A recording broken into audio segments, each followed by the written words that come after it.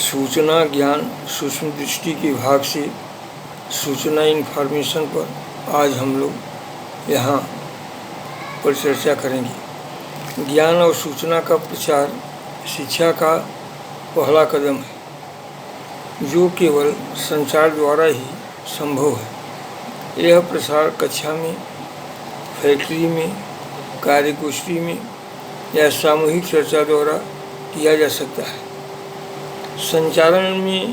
संचारण के द्वारा ही ज्ञान एक व्यक्ति से दूसरे व्यक्ति को या समुदाय कम्युनिटी को दिया जा सकता है। Television, radio, film, slide, chart, चित्र आदि संचार माध्यमों का उपलब्ध होना ज्ञान के प्रसार व कौशल सिखाने के कार्य में शिक्षकों का पूरक है। टेलीविज़न, फिल्म और वीडियो जैसे संचार माध्यम, जिनमें दृश्य और श्रव्य दोनों तत्व होते हैं, लोगों पर प्रभाव डालने के साथ साथ उनमें जानकारी, इंफॉर्मेशन, ज्ञान, नॉलेज, समझ, अंडरस्टैंडिंग पैदा करता है। इस प्रकार से संचार माध्यम के द्वारा विभिन्न उपयोगिता लोगों में हो रही है। संचार माध्यमों के क्षेत्र में हुए कुछ नए तकनीकी विकासों में नए आयाम पैदा कर दिए हैं। इसके अलावा शिक्षा की सहायता एवं प्रसार के लिए संचार माध्यमों के बढ़ते हुए इस्तेमाल ने एक नए शिक्षा का वातावरण, इन्वायरमेंट ऑफ एजुकेशन भी तैयार कर दिया है, जिसमें युवा और प्रौढ़ दोनों किसी भी समय अध्ययन कर सकते हैं। इस तरह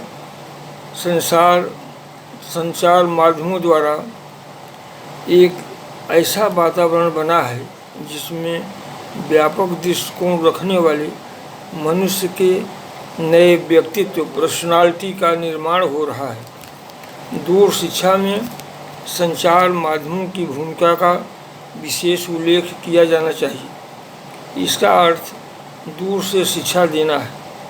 व्यक्तिगत संपर्क के अतिरिक्त पत्राचार, रेडियो, टेलीविज़न और टेलीफोन जैसे दृश्य श्रव्य सहायक उपकरणों द्वारा शिक्षा दी जाती है। विश्वविद्यालयों में समान उम्र के लोगों को दाखिल दिया जाता है, जिसमें एक निर्धारित समय सारणी होती है और जो परिसर की भौगोलिक स्थिति से बंधा होता है। इसकी तुलना में मुक्त विश्वविद्यालय, ओपन यूनिवर्सिटी नौकरी के चाहे किसी भी आयु वर्ग के हों या फिर विभिन्न स्थानों पर, यहाँ तक कि बहुत दूर स्थित जगहों के रहने वाले हों, शिक्षा प्रदान कर सकते हैं।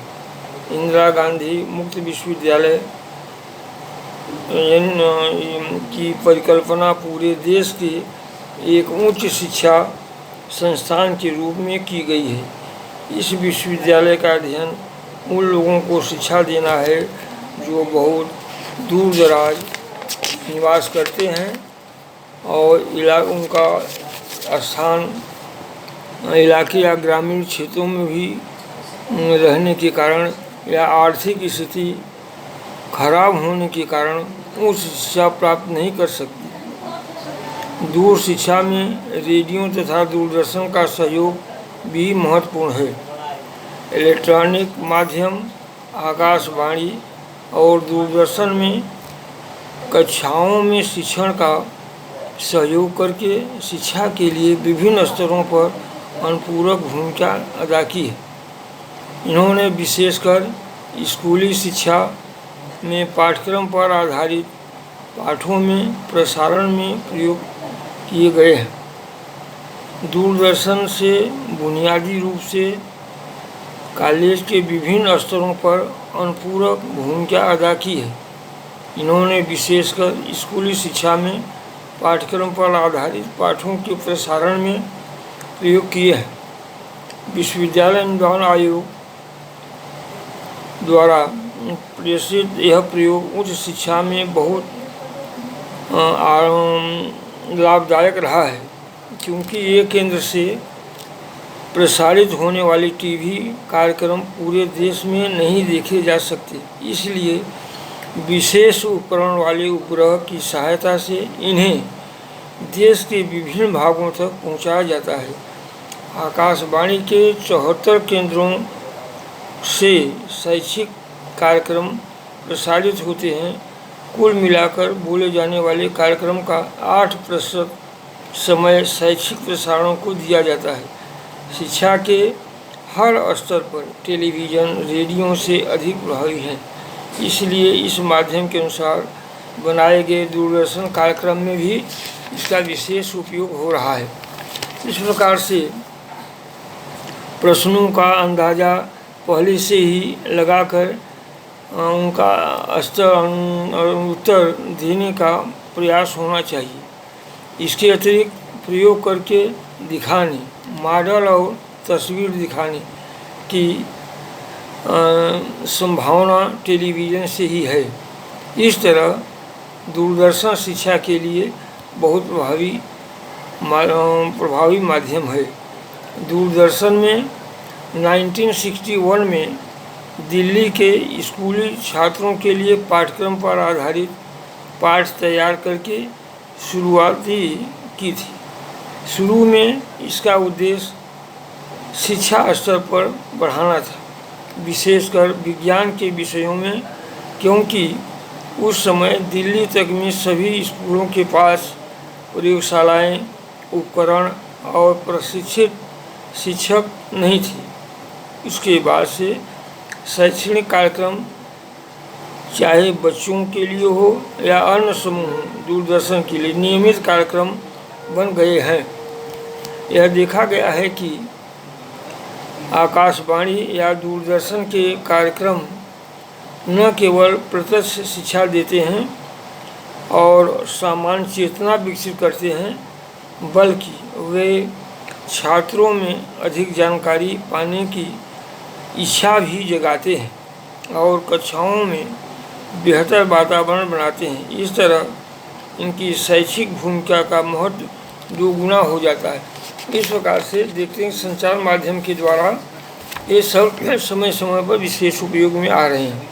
1986 में संसद द्वारा पारित राष्ट्रीय शिक्षा नीति तथा उससे संबंधित कार्रवाई का कार्यक्रम अर्थात प्रोग्राम ऑफ एक्शन में रेडियो, दूरदर्शन और वीडियो के अधिकतम इस्तेमाल की बात कही है। सभी मुख्य भाषाओं के क्षेत्रों में स्कूली बच्चों, अशिक्षित प्रौढ़ों, महिलाओं, पिछड़ी जातियों एवं जनजातियों आदि के लिए दूरदर्शन एवं रेडियो पर अधिकतम शैक्षिक कार्यक्रम दिए जाएं। शैक्षणिक सूचना का राष्ट्रीय केंद्र स्थापित किया जाए। संचार प्रणाली ने शिक्षा को अभूतपूर्व मार्ग दिखाया है। संचार माध्यमों द्वारा किसी संस्थान में नौकरी करते हुए, किसी व्यवस्था में संलग्न होते हुए भी व्यक्ति मन चाहे शिक्षा ग्रहण कर सकता है। इस शिक्षा में शिक्षा शुल्क भी बहुत कम लिया जाता है। इसके माध्यम से संपन्न ही लोग, महिलाएं और बच्चों के हित में ज्ञान का प्रसार किया जाता है। इससे मनुष्य के नए व्यक्तित्व का निर्माण होता है।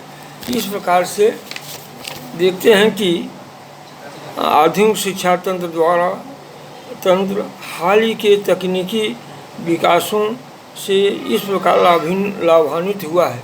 इस प्रकार से यदि संचार माध्यम का सही ढंग से उपयोग किया जाए और उसको प्रसारण में सही प्रकार से उसका उपयोग करते रहें, तो जो विशेष कठिनाई आने वाली है शिक्षा के क्षेत्र में, वो कठिनाई बहुत जल्दी ही दूर हो जाएगी। इस प्रकार से आज इसकी परिचर्चा यहीं पर समाप्त करते हैं। किसी प्रकार की कठिनाई या दिक्कत आपको हो तो संचार माध्यम के द्वारा या टेलीफोन के माध्यम के द्वारा बीच बीच में अपनी कठिनाई को व्यक्त कर सकते हैं।